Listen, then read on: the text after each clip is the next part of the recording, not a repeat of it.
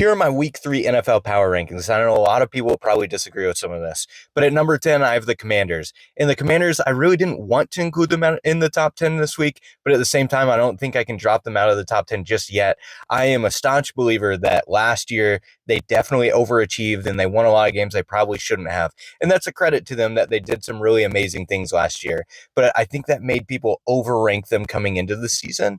That being said, not going to drop them out of the top 10 just yet. We'll see how this next week goes. At number 9, I have the Detroit Lions. Clearly, my thought on the Lions last week was very incorrect. I thought that they were drawing dead this year. I'd already predicted coming into this year that they were going to miss the playoffs, losing both their coordinators. It was just going to be a really tough transition like the Eagles had a few years ago. That being said, week 2, they very much proved me wrong. They proved that they deserve to be in the top 10, at least for now. I don't want to totally overreact, so I have them at 9. I don't want to put them too high. Number 8, I have the Buccaneers. The Buccaneers, I really actually did want to put higher than this, but there are just so many other teams that I wanted in the top 7 above them. But they've won 2 games in a row. Baker Mayfield has been incredibly clutch. They do look good. I'm really excited about that rookie, Emeka Egbuka. I think he looks really good. And I think that this passing attack, especially with Chris Godwin coming back at some point, is going to be really potent. They're going to be really good. The defense looks pretty good. And to be completely honest, the week 1, they go up against the Falcons, who just completely dismantled the Vikings. And then in week 2, they just went up against the Texans. And the Texans have one of the best defenses in the entire league. And they were able to do what they were able to do. And Baker was able to do what he was able to do. I am worried about Baker Mayfield getting injured because he plays such a physical style of football. But right now, I have them at number 8. Number 7, the Chiefs. I know a lot of people probably want them outside of the top 10, but the Chiefs have been to the last 3 Super Bowls. I think that earns them some grace, and it should take them longer to fall down the list. Also, I have 2 teams in the top 5 that they've played in the first 2 weeks. You know, the Chargers, and then obviously the one spot, the Eagles. And those are 2 really good teams, and they don't have either of their top 2 receivers playing in either of those weeks. Mahomes is having to play insane football to keep those games close. I think it'll get better as the season goes on, as they get Xavier Worthy back and Rashee Rice back. I think the offense will look much better. Defense showed a huge improvement from week 1 to week 2. So I'm not too concerned about the Chiefs. But if they lose to the Giants in week 3, yeah, I will have a lot more questions.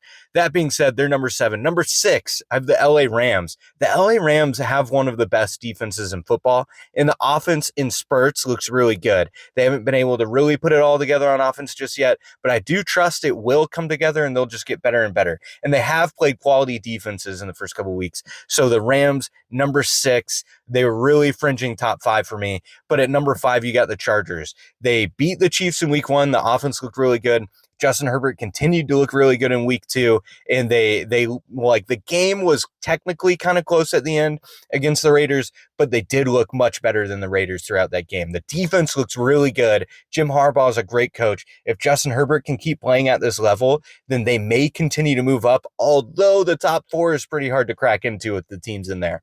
Number 4, I have the Packers. The Packers, I really do want to put higher. After week 1, I was thinking, let's see how the next week goes. It's just 1 week, but they look really good. That defense looks incredible. Jordan Love is doing enough, which is totally fine. As long as he's not having ridiculous turnovers or back-breaking turnovers and big problems, then they're going to be fine. I would love to see him look a little bit better, but honestly, he does look good enough, and that's enough. With that good of a defense, I think that they're in really good shape as they continue to move into the season. And then at number 3, the Ravens. How could you not? Lamar looked fantastic on Sunday. I know they're playing the Browns, but the strength of the Browns is their defense. And when Derrick Henry rushes for less than, I think, 25 yards, or definitely less than 30 yards, and the Ravens still blow out their opponent, that's a big deal. That says a lot about Lamar. Obviously, everyone knows Lamar is great, but that was a really, really big game for him, because with Derrick Henry doing so poorly on the day, that could have easily been a trap game for them to lose. Number 2, the Bills. They absolutely dismantled the Jets after the Jets looked so good in week 1. Really encouraging for their defense, that their defense looked that good. I know the Jets probably overhyped coming out of week 1, but for them to do that to the Jets was a really big deal. I think I think Justin Fields finished like 3 of 11 passing. really, really bad game. So that defense looked good. Obviously, Josh Allen is a monster. They're at number 2 still. And at number 1, I keep the Eagles there. I don't feel good about it. They obviously really tough game against the Chiefs. The Chiefs were without their top 2 receivers. A lot of people didn't have a ton of faith in the Chiefs going into that game. They thought that it would be a blowout. I am concerned about the passing game for the Eagles and the offense in general. The defense looked good enough. We'll see as they go up against better passing attacks in the coming weeks, which is really weird to say when they're coming off a game against Mahomes. But they were without their top 2 receivers. The Eagles could have lose that game if Kelsey doesn't pop the ball into the air to be intercepted at the goal line. That being said, they are the defending champs. They do sometimes have slow starts. I do believe that they can get things figured out. And Vic Fangio with that defense that should continue to get better as the season goes along. He'll figure things out.